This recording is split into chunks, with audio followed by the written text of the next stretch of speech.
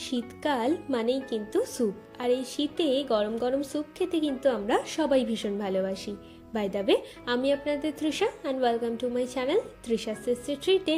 আর আজকে আমি বানাচ্ছি খুবই হেলদি আর টেস্টি পায়া স্যুপের রেসিপি।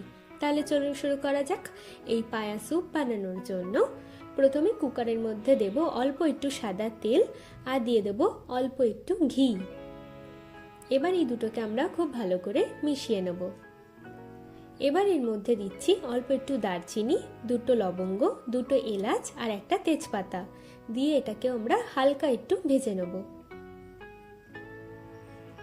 এবার এর মধ্যে দেব একটা পেঁয়াজের কুচি আর দিয়ে দিচ্ছি 1 চামচ মতো আদা রসুন কাঁচা লঙ্কা বাটা। এবার এটাকে আমি খুব ভালো করে ভেজে নেব।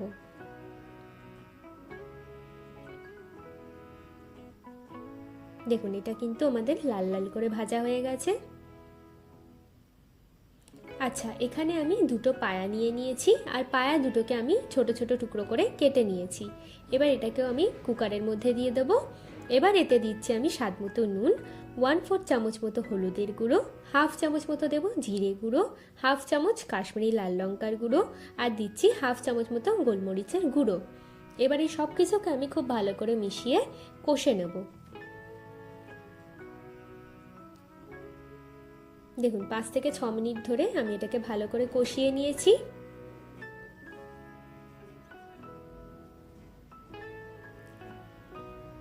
এবার এর মধ্যে আমি পরিমাণ মতো জল দিয়ে দেব আর জলটাকে আমরা ভালো করে ফুটিয়ে নেব।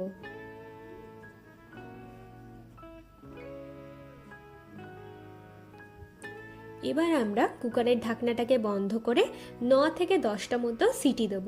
আপনারা আপনাদের প্রয়োজন মতো সিটিটা দিয়ে নেবেন।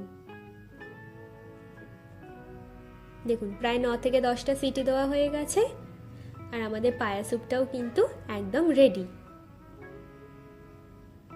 চলুন এবার এটাকে আমরা সার্ভ করে নিই। আমার ভিডিওটি যদি আপনাদের ভালো লেগে থাকে তাহলে প্লিজ একটি লাইক করবেন, প্রচুর শেয়ার করবেন আর এরকম আরও ভিডিও পেতে আমার চ্যানেলটিকে সাবস্ক্রাইব করবেন। টাটা।